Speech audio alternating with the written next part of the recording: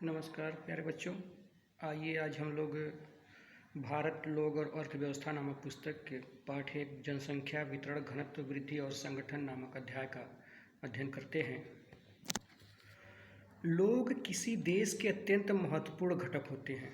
कह रहा है कि लोग किसी देश के अत्यंत महत्वपूर्ण घटक होते हैं। भारत जनसंख्या के मामले में चीन के बाद विश्व में दूसरा सघनतम बसा हुआ देश है। आप लोग जानते हैं कि विश्व में चीन एक ऐसा देश है जो जनसंख्या के मामले में नंबर 1 पर है और उसके बाद नंबर 2 पर भारत आता है।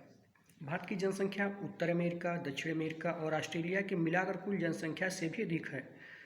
भारत की जो जनसंख्या है वो उत्तरी अमेरिका, दक्षिणी अमेरिका और ऑस्ट्रेलिया इन सब को मिलाकर जितनी जनसंख्या होगी उससे कहीं ज़्यादा है। प्रायः कहा जाता है कि इतनी बड़ी जनसंख्या निश्चित तौर पर इसके सीमित संसाधन दबाव डालती है। सही बात है, ज़्यादा जनसंख्या रहेगी तो यहाँ के जो संसाधन हैं, जो यहाँ की सुविधाएं हैं, उस पर दबाव डालती है। देश में अनेक सामाजिक आर्थिक समस्याओं के लिए उत्तरदायी है। ज़्यादा जनसंख्या रहेगी तो जो सीमित संसाधन उस पर दबाव पड़ेगा तो निश्चित रूप से सामाजिक आर्थिक समस्याएं उत्पन्न होंगी। इस अध्याय में हम लोग भारत की जनसंख्या के वितरण, प्रतिरूप, घनत्व, वृद्धि और संगठन के बारे में अध्ययन करेंगे। जनसंख्या का वितरण। यह स्पष्ट है कि भारत में जनसंख्या के वितरण का प्रतिरूप अत्यधिक असम है। जनसंख्या के वितरण का प्रतिरूप अत्यधिक असम है, यानी समान नहीं है। कहीं पे ज़्यादा है तो कहीं पे कम है वितरण। देश में राज्यों और केंद्र शासित प्रदेशों का जनसंख्या प्रतिशत यह दर्शाता है कि उत्तर प्रदेश की जनसंख्या सर्वाधिक है। उत्तर प्रदेश की जनसंख्या सर्वाधिक है। इसके पश्चात कौन राज्य आते हैं? महाराष्ट्र, बिहार, पश्चिम बंगाल और आंध्र प्रदेश का स्थान आता है। भारत में जनसंख्या का ऐसा असम स्थानिक वितरण देश की जनसंख्या और भौतिक, सामाजिक, आर्थिक तथा ऐतिहासिक कारकों के बीच घनिष्ठ संबंध प्रकट करता है। जहाँ तक भौतिक कारकों का संबंध है, यह स्पष्ट है कि भूविन्यास और जल की उपलब्धता के साथ जलवायु प्रमुख रूप से वितरण के प्रतिरूपों का निर्धारण करती है। कह रहा है कि जनसंख्या वितरण किससे प्रभावित होता है? भूविन्यास, जल की उपलब्धता और जलवायु। इसी के कारण से जनसंख्या वितरण प्रभावित होती है। उत्तर भारत के मैदानों, डेल्टाओं और तटीय मैदानों में जनसंख्या का अनुपात दक्षिणी और मध्य भारत के राज्यों के आंतरिक जिलों, हिमालय, उत्तर पूर्वी और पश्चिमी कुछ राज्यों की अपेक्षा उच्चतर है। उत्तर भारत के मैदानों में जनसंख्या का घनत्व, जनसंख्या की सघनता दक्षिण भारत या हिमालय या उत्तरी पूर्वी पश्चिमी कुछ राज्यों की अपेक्षा ज़्यादा है। फिर भी सिंचाई के विकास, खनिज ऊर्जा संसाधन उपलब्धता और परिवहन जाल के विकास के परिणामस्वरूप उन क्षेत्रों में जो पहले विरल जनसंख्या क्षेत्र थे वे अब जनसंख्या के मध्यम से उच्च संकेंद्रण के क्षेत्र हो गए हैं। यानी सुविधाएं जब बढ़ गई तो वहाँ भी जनसंख्या का संकेंद्रण घना हो गया है। जनसंख्या वितरण के सामाजिक, आर्थिक और ऐतिहासिक कारकों में से महत्वपूर्ण कारक अस्थायी कृषि का उद्भव और कृषि विकास, मानव बस्ती के प्रतिरूप, परिवहन जाल तंत्र का विकास, औद्योगिकरण और नगरीकरण है। जनसंख्या वितरण में देखिए इन सब का भी महत्वपूर्ण योगदान है। सामाजिक, आर्थिक, ऐतिहासिक कारकों में से महत्वपूर्ण कारक अस्थायी कृषि का उद्भव। जहाँ पे पहले लोग वहीं पे बसते थे, जहाँ पे खेती करने के लिए उनको समतल भूमि मिल जाती थी, पानी की सुविधा प्राप्त हो जाती थी, पशुओं के खिलाने के चारे उपलब्ध हो जाते थे, वहीं पे लोग अस्थायी रूप से बसते थे, खेती करने की सुविधाएं होती थी। मानव बस्ती के प्रतिरूप, परिवहन जाल तंत्र का विकास, औद्योगिक और नगरीकरण, इन सब से जनसंख्या का वितरण, जनसंख्या जो कहीं पे सघन है, कहीं पे विरल है, इन सब से प्रभावित होकर ही हुआ है।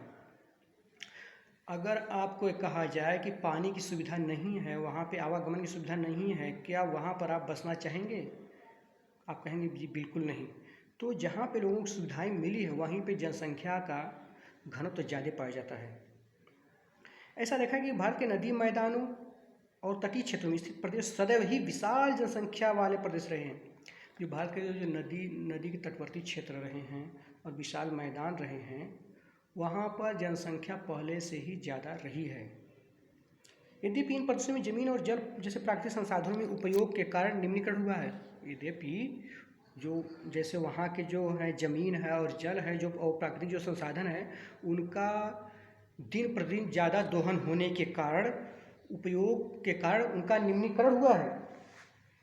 फिर भी मानव बस्ती के आरंभिक इतिहास और परिवहन जाल तंत्र के विकास के कारण जनसंख्या का सांद्रण उच्च बना हुआ है। लेकिन फिर भी वहाँ संसाधनों में ह्रास हुआ है, लेकिन फिर भी वहाँ जनसंख्या का सांद्रण उच्च बना हुआ है अभी भी।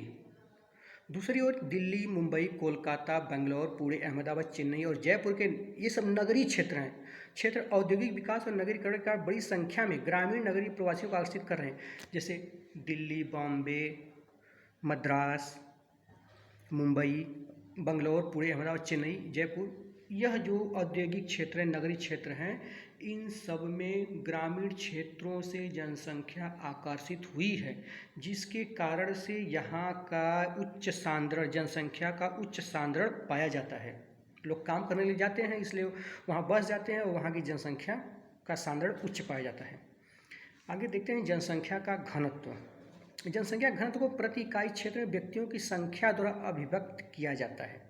जनसंख्या के घनत्व को प्रति इकाई क्षेत्र में व्यक्तियों की संख्या द्वारा, प्रति इकाई क्षेत्र जो क्षेत्र है उसमें कितने व्यक्ति रह रहे हैं वही जनसंख्या का घनत्व है। इसे भूमि के संदर्भ में जनसंख्या स्थानिक वितरण को बेहतर ढंग से समझने में सहायता मिलती है।